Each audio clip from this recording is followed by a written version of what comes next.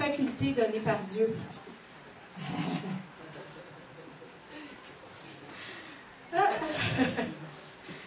C'est pas quelque chose qui... Tu sais, des fois, on dit qu'il faut soumettre notre volonté à Dieu. Ça ne veut pas dire que Dieu nous enlève notre volonté. Il faut que notre volonté devienne assez forte pour être totalement à Dieu. Alors, je vais vous parler de la volonté parce que cette semaine, j'ai pris conscience plus que jamais auparavant de la valeur du jeûne. Je vais essayer de vous partager ce que j'ai reçu et ce que j'ai vécu face au jeûne, face à ce qu'il m'a montré. J'ai jeûné plusieurs fois dans ma vie. C'est pas la première fois que je jeûne, mais je me suis rendu compte que c'est la première fois que je jeûne pour le bon motif. Ça fait une grosse différence. Une grosse différence. Premièrement, on va voir la définition de la volonté, c'est quoi? Selon le dictionnaire Larousse, la volonté, c'est la faculté de se déterminer à certains actes et à les accomplir. Puis c'est aussi une énergie, une fermeté avec laquelle on exerce cette faculté, avoir de la volonté, une volonté inflexible. Alors, c'est une faculté déterminée à certains actes et à les accomplir. Dieu nous a donné la volonté pour soumettre notre âme à notre esprit. Puis si nous pouvons faire ça, on peut soumettre notre esprit à l'Esprit de Dieu. Mais c'est notre volonté au départ. Le oui qu'on a dit là, un jour pour quand on était sauvé, c'est un acte de volonté. C'est un acte qu'on a fait de volonté. Puis le jour qu'on a décidé ça, on a pris en fait la décision de soumettre notre âme à notre esprit. Par la puissance du Saint-Esprit. Parce que tant que notre âme est sous le contrôle de notre chair, tant qu'on est sous le contrôle de nos émotions qui ne sont pas purifiées, notre esprit, elle est comme notre âme. Encore tachée. Encore tout croche. Parce que notre âme, pendant toute notre vie, avant Christ, c'est notre âme qui a conduit notre esprit. Donc notre esprit était esclave de notre âme, de nos émotions, de nos blessures, de tout ce qu'on vivait. Elle était esclave de ça. Un jour, on a rencontré Christ, on a pris la décision de dire oui à Jésus. Donc, notre âme, il y a quelque chose qui s'est passé. C'est notre esprit qui a été sauvé, pas notre âme. Et la volonté que Dieu nous a donnée sert à travailler notre âme par la puissance que le Saint-Esprit nous a donnée. À soumettre notre âme, à dire non au mauvais penchant de notre âme pour que notre esprit puisse prendre le dessus. Parce que le Saint-Esprit habite pas, il habite dans notre esprit, il n'habite pas dans notre âme. Parce qu'il ne peut pas habiter là où il y a le péché. Le Saint-Esprit habite dans notre esprit. Et notre volonté, elle est dans notre esprit. C'est une faculté que Dieu nous a donnée pour soumettre notre âme. Donc, nous sommes créés à l'image de Dieu. Puis ça, on voit ça dans Genèse 1, 27. Ensuite de ça, et la volonté est une de ses facultés à lui. On a été créés à son image. Dieu veut quelque chose et ça s'accomplit. Dieu dit et ça s'accomplit. Dieu pense et ça s'accomplit. C'est un être de volonté, Dieu. Dieu il nous a donné à nous cette faculté-là que lui-même possède. On est créé à son image. Puis, il nous a donné cette faculté et Jésus, comme homme, était parfaitement conscient de ça. Jésus connaissait son humanité. Pourquoi Jésus a eu besoin de jeûner 40 jours au désert? On voit ça dans Matthieu 4.1. Et dans Luc 4.13, il est dit une petite phrase que j'avais jamais vue. J'avais jamais vu cette phrase-là. Dans Luc 4.13, il dit « Après avoir achevé de le tenter, le diable s'éloigna de lui jusqu'à une prochaine fois. » J'avais jamais remarqué cette phrase-là. Quand il a eu fini de le tenter pendant 40 jours, il est parti jusqu'à une prochaine fois.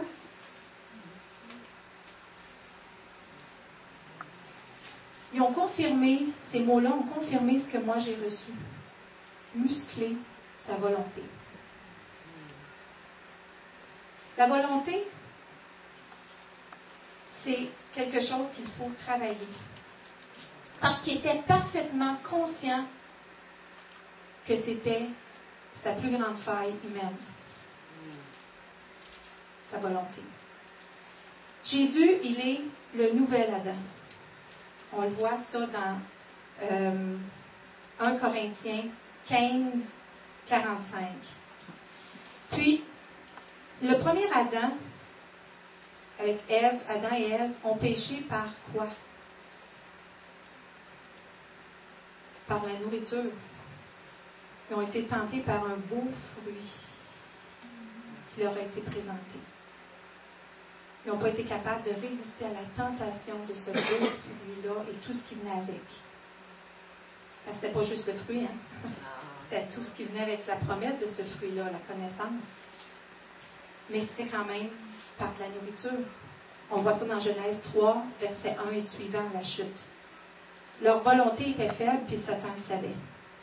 Mais Jésus, lui, étant le nouvel Adam, il devait muscler sa volonté. D'ailleurs, durant toute sa vie publique, il a passé beaucoup de temps en jeûne. Il savait que le diable rôdait.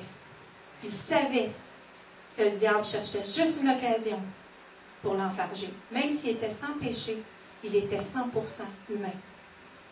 Il était dans la même condition qu'Adam et Ève quand ils sont venus ici sur la terre. Puis Jésus, il était sans tache, sans défaut. Il devait arriver à la croix dans cet état-là. Il devait arriver à la croix sans tache et sans défaut. Le seul moyen d'y arriver, c'était de maîtriser sa chair et de garder son esprit pur. Puis il l'a fait par le jeûne et la prière, puis la parole de Dieu. Le jeûne est pour notre volonté ce qu'est l'exercice physique pour notre corps. Il muscle notre volonté à résister aux passions de la chair. Cette semaine, je vous conseillerais d'aller lire Jacques 4 au complet.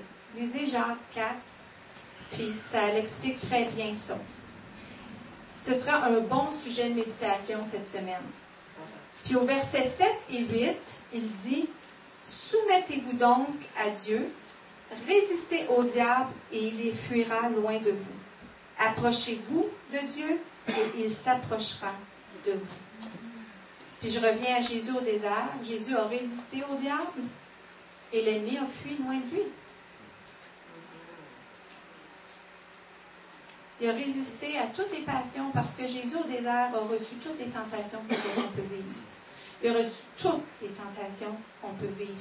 On ne sait pas exactement ce que Jésus a vécu au désert parce que ce n'est pas écrit. Mais on sait que Jésus a été tenté. Puis on sait si, vous savez, les tentations que le diable nous fait avoir, là, on peut avoir une petite idée des tentations qu'il peut y avoir fait vivre au désert. Il a dû le tenter dans sa sexualité. Il a dû le tenter dans tous les aspects de la chair. Toutes. On en voit 3 tentations à la fin, mais il l'a tenté plus que ça, croyez-moi, j'en suis certaine de ça. Au verset 2 et 3 de Jacques 4, il dit « Vous ne possédez pas parce que vous ne demandez pas. Vous demandez et vous ne recevez pas parce que vous demandez mal, afin de tout dépenser pour vos passions. » Ouch!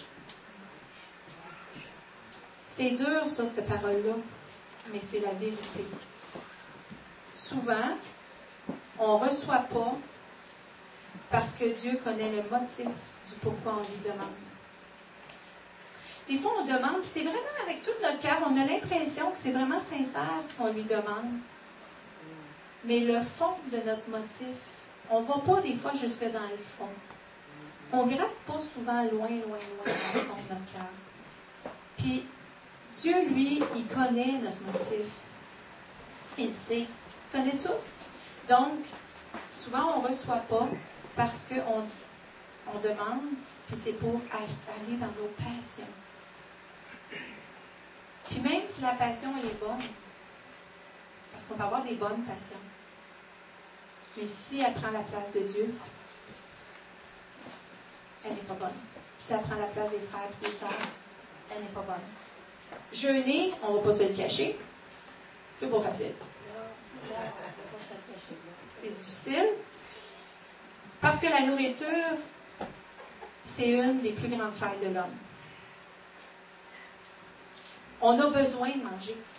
On a été créé, on a besoin de manger, on a besoin de boire. C'est un besoin naturel, déjà au départ. On ne peut pas arrêter de manger. On ne peut pas arrêter de boire, on va mourir. Et c'est très difficile. C'est agréable. Manger un bon repas, tu sais, des fois, avec une bonne petite coupe de vin sans abuser. Tu sais, prendre un bon repas entre amis avec une bonne petite sucrerie à la fin, là. Tu sais, c'est vraiment bon, là. Tu sais, ouais, mais c'est ça, la petite sucrerie à la fin est importante. Mais c'est bon, c'est agréable. Ça touche quoi dans l'agréable? Ça touche nos sens. C'est bon. Et ça touche nos sens. On a du plaisir à manger. Et Dieu n'est pas contre le plaisir qu'on mange. Mais Dieu veut aller passer avant ce plaisir-là. Même ce plaisir-là de manger, il veut passer avant. Puis il y en a tellement qui ont tombé à cause de la nourriture. Puis il y en a un, entre autres, que le Seigneur m'a montré. Bien, premièrement, il y a Adam et Ève. Il y a Isaü. Dans Genèse 25, 28 à 34, vous pourrez aller le voir, il a donné son droit d'aînesse pour un bol de lentilles. Il a perdu son droit d'aînesse pour un bol de lentilles. C'est écrit, à un moment donné, il a été épuisé, il était sûrement très épuisé puis affamé. Il devait être vraiment dans un état lamentable parce que Jacob lui a dit au verset 31, « Vends-moi aujourd'hui ton droit d'aînesse. » Isaü lui a répondu au verset 32, « Me voici sur le point de mourir, à quoi me sert ce droit d'aînesse? » Puis en méprisant son droit d'aînesse, il a perdu la bénédiction d'Isaac dans Genèse 27. Il a perdu la bénédiction d'Isaac. C'est Jacob, même si Jacob a fait une supercherie avec sa mère Rebecca pour avoir le droit d'aînesse, Dieu l'a permis. Si Jacob n'avait pas donné son droit d'aînesse, la supercherie aurait été dévoilée. Jacob n'aurait jamais eu la bénédiction d'Isaac. Jamais. Mais Jacob l'a eu parce que Dieu connaissait le cœur d'Isaïe aussi. Mais ça, là, ça affecte toute notre destinée. Notre destinée, la destinée d'Isaïe a été affectée à cause de ça, à cause d'avoir péché par son estomac. Il n'a pas résisté. Sa volonté n'était pas forte. Il avait une volonté qui était faible. Il n'a pas été capable de résister. Le besoin de nourrir, de rendre son corps fort était plus grand que celui de la volonté de Dieu. Puis ça, c'est l'histoire de l'humanité. Puis Jésus, lui, est arrivé dans un temps, il est arrivé dans le temps de l'Empire romain. La nourriture, les jeux, la séduction. Ça ne peut pas penser à quelque chose, ça? L'empereur savait très bien qu'en nourrissant le peuple et en le divertissant, il le soumettait à sa volonté. Il disait, donnez-leur des jeux, donnez-leur de la nourriture. On va faire ce qu'on va vouloir d'eux autres. Effectivement. Puis, dans ce temps-là, les jeux, c'était très, très, très, très dur. Mais aujourd'hui, on ne pourrait pas reproduire des jeux comme ça. On ne pourrait pas faire tuer les chrétiens par des lions, puis on ne pourrait pas envoyer des gladiateurs au centre Molson. Là. Je pense que ça ne serait pas permis. Là. Non. Mais on a des films. On a des films à la télévision qui sont des atrocités. Épouvantables. Pire que qu'est-ce qu'ils pouvaient faire dans ce temps-là. On a des films sur la pornographie, sur la séduction, sur tout ce que vous voudrez à la télévision, à l'Internet et tout, qui sont pires que dans ce temps-là. C'est pas pour rien qu'il a dit même Sodome et Gomorrhe vous jugeront. Parce qu'aujourd'hui, à cause de la technologie, on peut reproduire pire que dans ce temps-là. Puis on a le choix, en plus, de le regarder ou pas.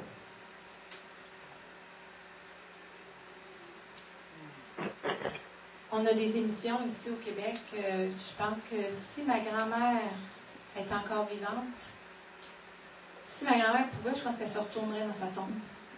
De voir des émissions comme Occupation Double. Ça paraît ridicule, là, mais des émissions de séduction comme ça, là, où tu vois des gars, des filles couchés dans le même lit, là, puis ils disent, oh, on fait rien. Ben non.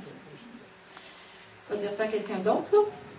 Mais, comme il y en a une nouvelle émission qui va passer bientôt, je ne sais même pas c'est quoi, là, il y a 30 femmes, là, une autre affaire de séduction, il y a 30 femmes, puis les hommes, il faut qu'ils choisissent une femme, puis il part avec, là, je ne sais pas pour faire quoi, là, je ne sais pas, mais tu sais, moi, voir une de mes filles dans cette émission-là, je pense que je prendrais mon auto, puis j'irais la sortir de là. La chercher. Oui. En tout cas, on entendrait parler. Même voir un de mes garçons participer à ça, ça ferait la même affaire. J'accepterais pas ça. Alors, Jésus était dans cette époque-là. Il vivait dans cette époque-là parce que c'était l'époque romaine qui avait le monopole, qui régnait. Il était sous l'Empire romain.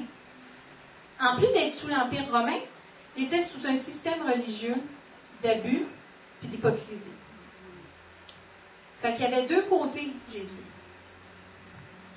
Il était pris avec l'Empire romain, qui était pris avec le système d'abus religieux et d'hypocrisie.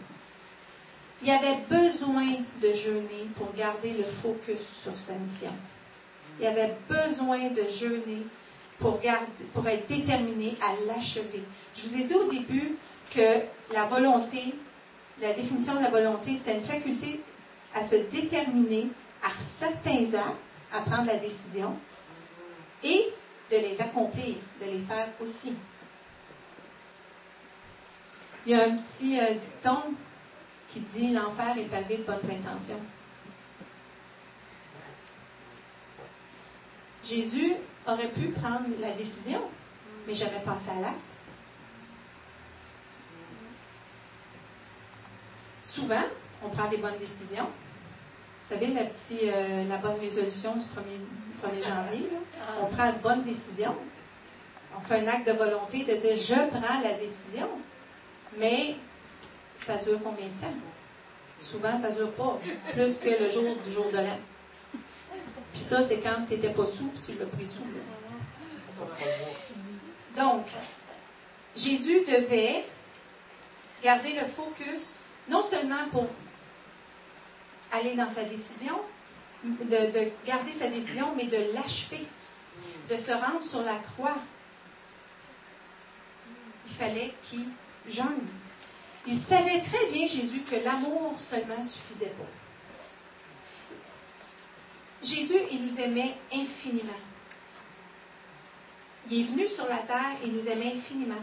Mais il savait que si il se disait « Oh, moi, je vais vivre d'amour et d'eau fraîche, je vais aimer mes enfants, puis je vais vivre comme les autres vivent, puis je n'irai pas jeûner, je n'irai pas prier », il savait qu'il ne passerait pas au travers. L'amour ne suffit pas parce que la tentation, il y avait la tentation de Satan qui était là aussi. Il avait besoin de jeûner et de prier pour se trouver dans la présence de son Père. D'abord, de garder cette communion-là et cette relation-là avec son Père. Il ne voulait pas perdre ça. Il ne voulait pas perdre ce qu'Adam et Ève avaient perdu. Il ne voulait pas perdre cette communion-là avec Dieu. Il voulait la conserver, se nourrir. Il l'a dit, l'homme ne se nourrira pas seulement de pain, mais de toute parole qui sort de la bouche de Dieu. Quand il jeûnait, à chaque fois qu'il allait jeûner, il allait se nourrir de la parole de son Père. Il allait se nourrir de ce que son Père lui disait. Il se rappelait probablement les beaux souvenirs, les belles choses qu'il a vécues avec son Père. Il vivait dans cet amour-là. Alors quand il sortait de ses nuits de prière, de ses temps de prière, et retournait auprès du peuple, il avait la force. Il avait cette volonté-là. Puis il y avait une volonté inébranlable. Inébranlable. Il y avait une puissance dans sa volonté, Jésus, là, parce qu'il avait été jeûné, prié et entendre la parole de son Père. J'ai vécu quelque chose la semaine passée que j'ai dit à certaines. J'ai vécu quelque chose jeudi soir. Puis ça, je peux vous dire que c'est une expérience que j'ai vécue que je ne veux plus jamais revivre. Jamais, au grand jamais revivre de toute ma vie. Je me suis couchée, comme d'habitude, je me couche plus de bonne heure. Je ne sais pas si vous autres vous couchez plus de bonne heure, mais moi, depuis que je jeune, je me couche pas plus tard que 9h15, 9h30. Et j'étais couchée, je suis allée me coucher comme d'habitude. J'étais toute seule. Puis là, il y a, dans mon âme, il y a une angoisse qui est montée là. Je me suis sentie littéralement, quand je vous dis là, on dit le mot littéralement, là, c'est je me suis sentie littéralement aspirée par le diable. Descendre en enfer. Je me suis sentie tirée en bas.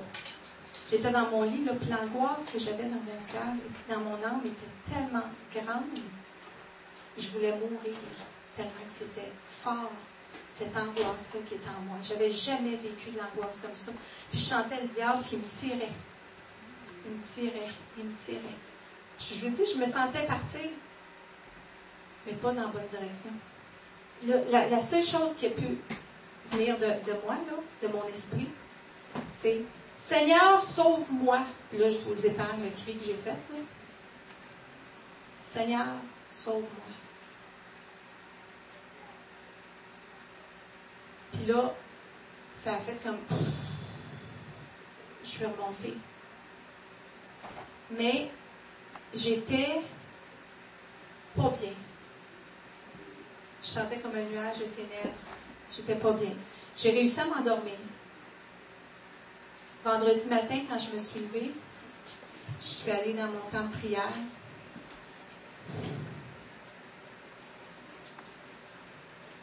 J'ai dit au Seigneur, j'ai dit, pourquoi tu m'as fait vivre ça? Je sentais le nuage encore de ténèbres qui était sur moi. J'ai dit, Seigneur, c'est quoi l'affaire?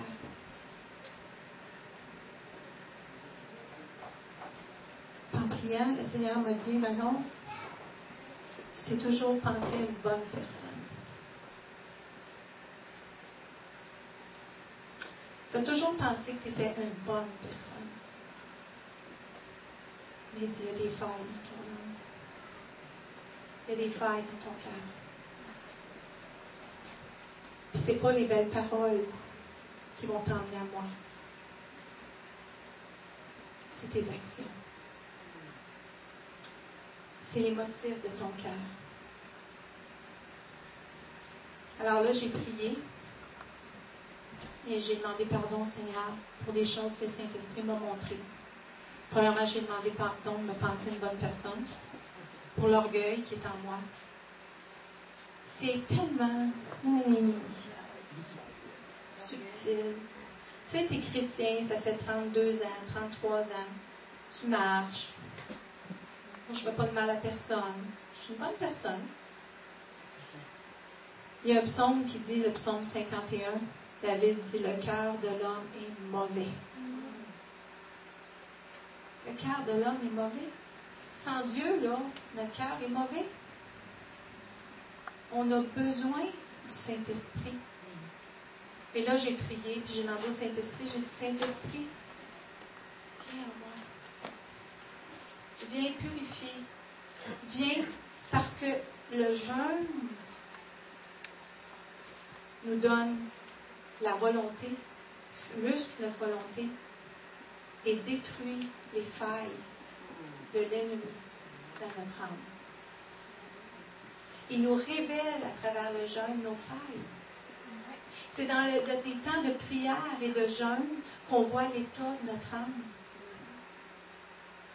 Puis il ne faut pas fuir devant l'état de notre âme.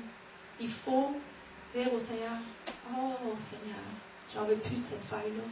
J'en veux plus de tout ça dans ma vie. Libère-moi, guéris-moi, transforme-moi. Puis quand on dit, là, il ne faut plus de faille, il ne faut plus de faille. Il n'en faut plus. C'est le terrain de jeu de l'ennemi. Nos failles se transfèrent dans notre esprit et dans nos pensées. Puis c'est le terrain de jeu de l'ennemi. Il joue avec nos failles. Ensuite de ça, quand j'ai fini de prier, j'ai senti le nuage partir. J'ai senti l'amour, la paix, la joie du Seigneur revenir. Mais ça a été une nuit, là. Une nuit Je ne veux plus jamais revivre ça. Jamais. Je dis au Seigneur, moi, je jeûne plus souvent, Seigneur. Mais moi, je jeûne pour les bonnes raisons. Pour les bonnes raisons. Si on ne prend pas de temps de jeûne, de prière, notre âme, elle ne se musclera pas. Elle va rester faible. Puis l'ennemi, il sait. Puis il sait où aller jouer. Il sait quoi faire pour nous attirer à lui. C'est subtil. Pensez-vous qu'il va arriver avec des cymbales? Bam, bam, bam, bam, bam, bam, bam, bam. Aujourd'hui, je m'en viens te chercher, là, puis tu vas voir, tu vas tomber. Non! Il est subtil. Il arrive doucement. Il est rusé, hein? Il est rusé. Puis après ça, ben, c'est là que le Saint-Esprit a commencé à me parler de l'importance du jeûne. Puis ce que ça faisait dans notre volonté. C'est là qu'il m'a montré à moi. Je sais que peut-être qu'il y en a qui le savent, ça. Mais moi, il me l'a montré là. Il m'a montré la valeur du jeûne. Et combien de fortifier notre volonté. Si on n'est pas capable de résister à la nourriture, on n'est pas capable de résister aux traits enflammés de l'ennemi. Je vous le dis. Si on n'est pas capable de résister durant un jeûne, peu importe le jeûne que vous faites, hein, moi je dénigre aucun jeûne parce que c'est une décision. Et lorsqu'on prend une décision et que cette décision-là, on la tient jusqu'au bout, que tu aies dit, je jeûne une journée par semaine, le lundi, à tous les lundis, je jeûne à ça, et que tu jeûnes tous les lundis à ça, pendant les 21 jours, et tu t'y tiens, puis tu passes à l'acte, c'est aussi grand que la personne qui dit, moi, je vais jeûner mes 21 jours au bouillon puis au jus, et qui va s'y tenir. Parce que si vous pensez que ça va être plus facile, le Seigneur va vous travailler dans ces journées-là. Croyez-moi, cette journée-là, elle va passer ça va être la plus longue journée de votre vie. Ces 3 jours-là, dans vos 3 semaines, vont être les journées les plus longues de votre vie. Parce que le Seigneur va vous travailler pareil. Mais dans la prière, il faut prier. Puis le jeûne, en plus de ça, c'est la pensée contraire. Exactement le contraire de la pensée du diable. Ça, je vous le dis, le diable est forgé. Il est en colère quand son peuple jeûne. Il est en colère quand ses enfants jeûnent. Parce que c'est exactement le contraire du diable. Le diable, lui, c'est « va t'en donner pour abbriller ta conscience, pour diminuer ta volonté. Je vais t'en donner, je vais donner tous les royaumes de la terre. Je vais te faire gagner le million. Tu vas voir, tu vas en avoir des choses. Tu vas avoir des possessions. Tu vas voir, tu vas être bien. Puis là, tranquillement, ton esprit s'endort. Ta volonté s'affaiblit. Puis tu ne vois plus. Mais il est dit dans Matthieu, en plus, mais cette sorte de démon ne sort que par la prière et le jeûne. Et je suis allée voir le mot « sort ». Le mot « sort », c'est « il s'en va ». Il part, il s'éloigne, il se rend. D'accord? Ça ne veut pas juste dire que tu es possédé par un esprit, mais que l'esprit, peu importe que ce soit une obsession ou une possession, il y a des esprits qui se chassent juste par le jeûne et la prière. Et je sais que ça commence par nous, dans le jeûne. Ça commence par toi. Dans le jeûne puis la prière. Puis le mot sort, comme je disais, c'est il s'en va, il part, il s'éloigne, il se rend. Il ne résiste pas à quelqu'un qui jeûne et qui prie. Savez-vous pourquoi? Parce qu'on est plus proche de Dieu que jamais. On entend plus sa voix que jamais. On a musclé notre volonté, on a l'autorité plus que jamais. On devient avec une volonté ferme. Puis quand on dit à l'ennemi « tu sors », il sort.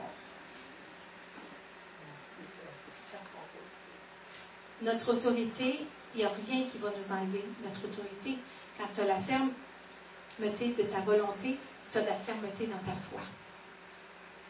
Tu sais que tu sais. Puis, J'ai compris ça.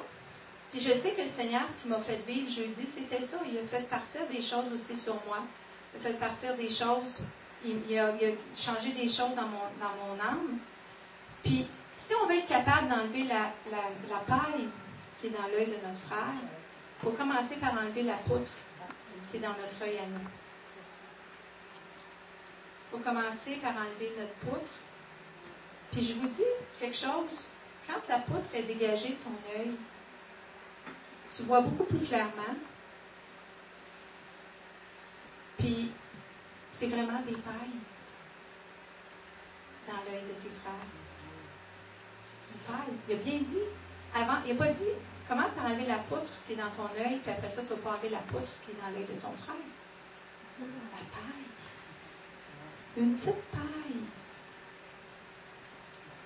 Ça veut dire que tu n'arrives pas en matraquant ton frère et ta soeur avec des versets bibliques, puis des ci, puis des ça, puis tout ce que tu voudras.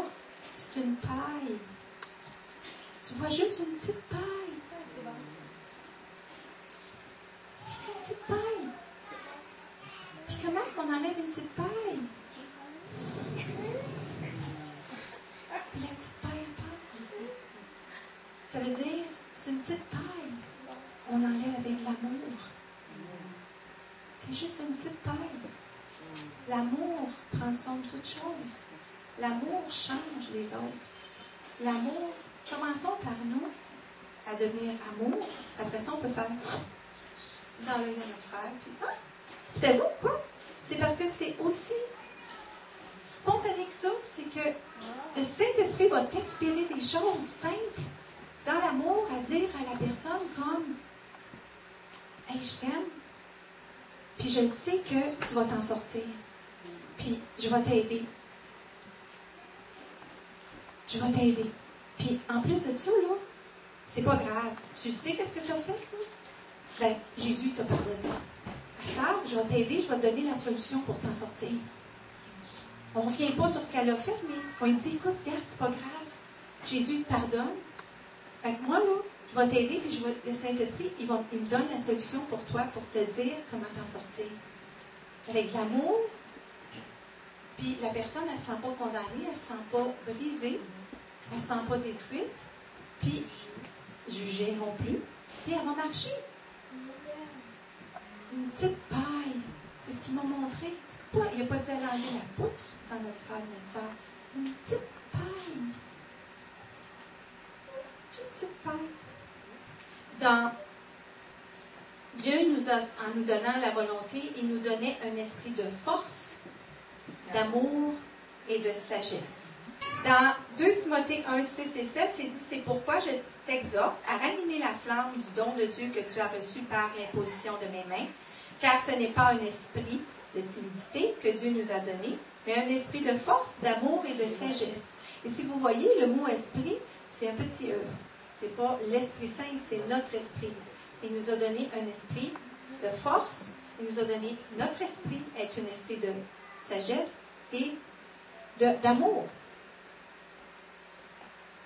Il nous a créés comme ça, avec un esprit. Notre esprit, elle est censée être comme ça.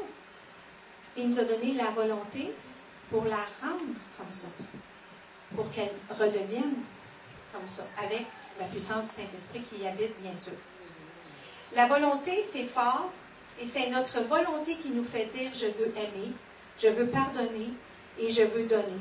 Et c'est en la fortifiant que nous parvenons à l'acte d'amour, à l'acte du pardon et à l'acte du don total de soi dans la... et qui nous donne aussi l'acte d'être sage. C'est là, je disais tantôt, il y a un dicton qui dit que l'enfer est pavé de bonnes intentions. Il faudrait que, je voudrais faire, etc. Il faut prendre ce temps de jeûne pour se fortifier dans la prière et la parole de Dieu.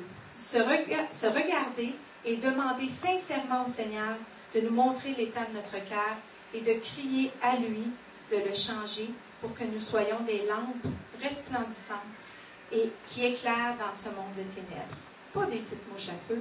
J'éclaire, j'éclaire plus. J'éclaire, j'éclaire plus. J'éclaire, j'éclaire plus.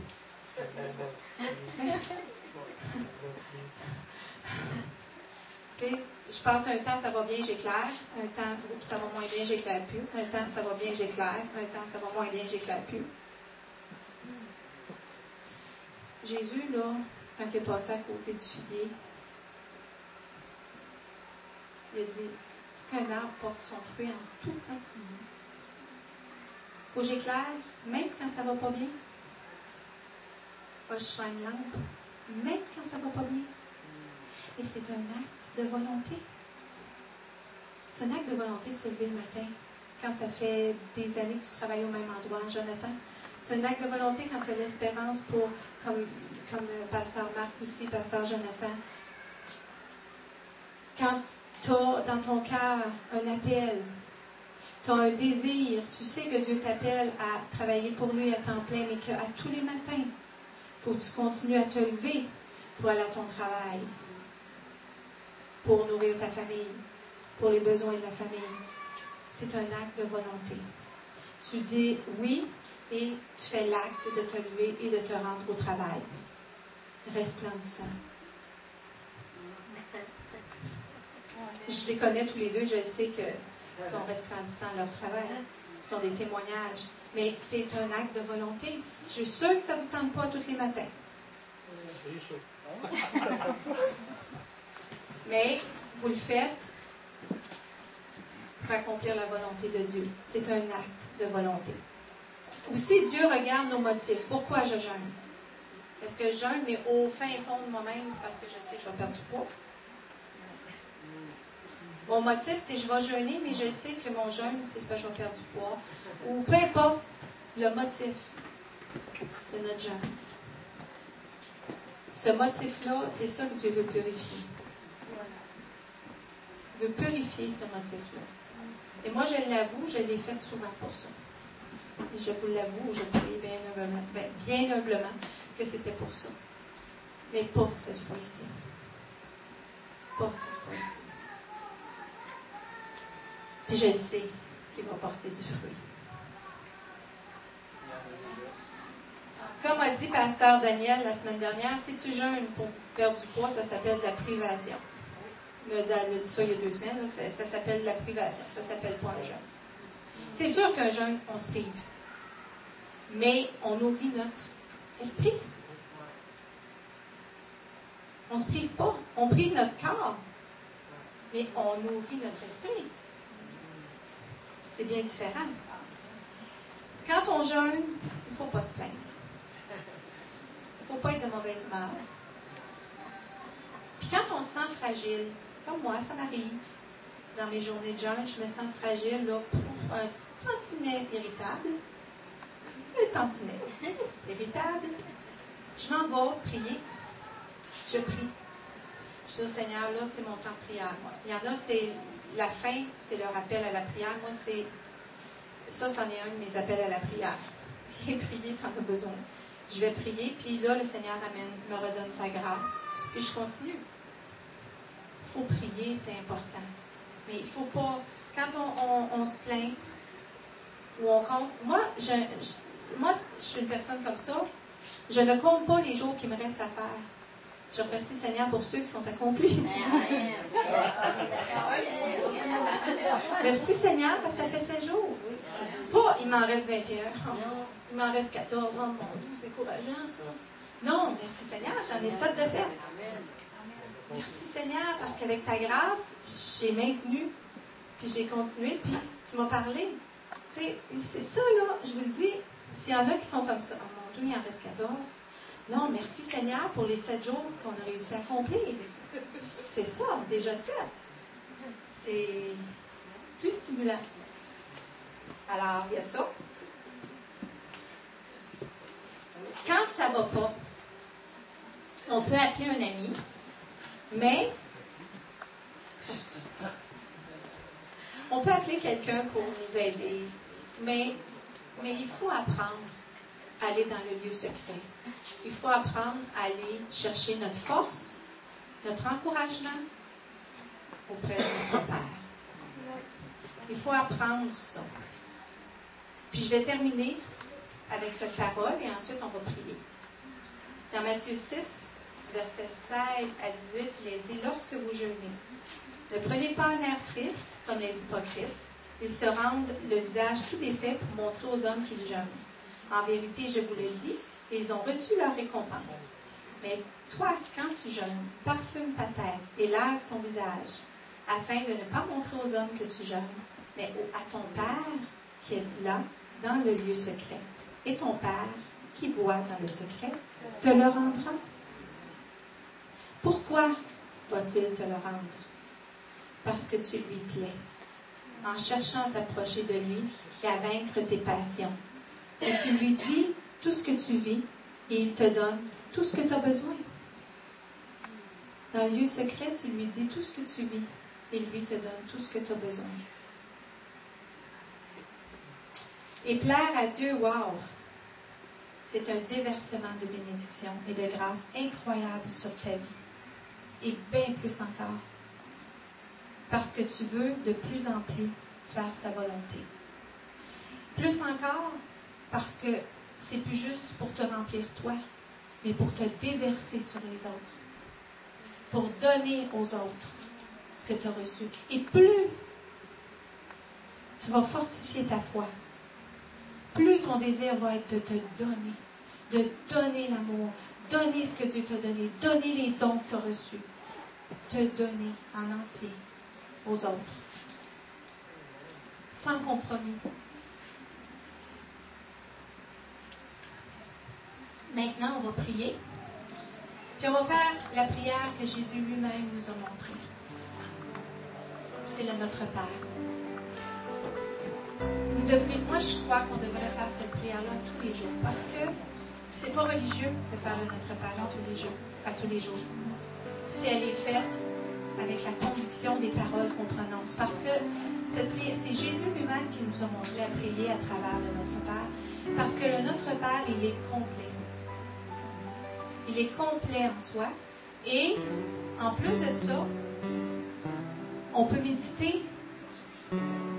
Une journée, on va le faire, puis ouf, on va accrocher sur un autre, ça va être sur une autre partie du verset. On peut le méditer, le Notre Père. C'est une prière incroyable et une méditation incroyable, le Notre Père. Moi, j'aime beaucoup le Notre Père. Alors, on va le faire, mais on va le faire vraiment avec tout notre cœur, en fermant nos yeux. Et avec tout notre cœur, on va dire le Notre Père. Notre Père qui es aux cieux, que ton nom soit sanctifié, que ton règne vienne, que ta volonté soit faite sur la terre comme au ciel. Donne-nous aujourd'hui notre pain quotidien. Pardonne-nous nos offenses, comme nous pardonnons à ceux qui nous ont offensés. Et ne nous soumets pas à la tentation, mais délivre-nous du mal. Car c'est à toi qu'appartiennent dans tous les siècles le règne, la puissance et la gloire. Amen et amen. Soyez bénis abondamment et persévérons, car on va voir la gloire de Dieu s'accomplir. Amen. Passez une excellente semaine.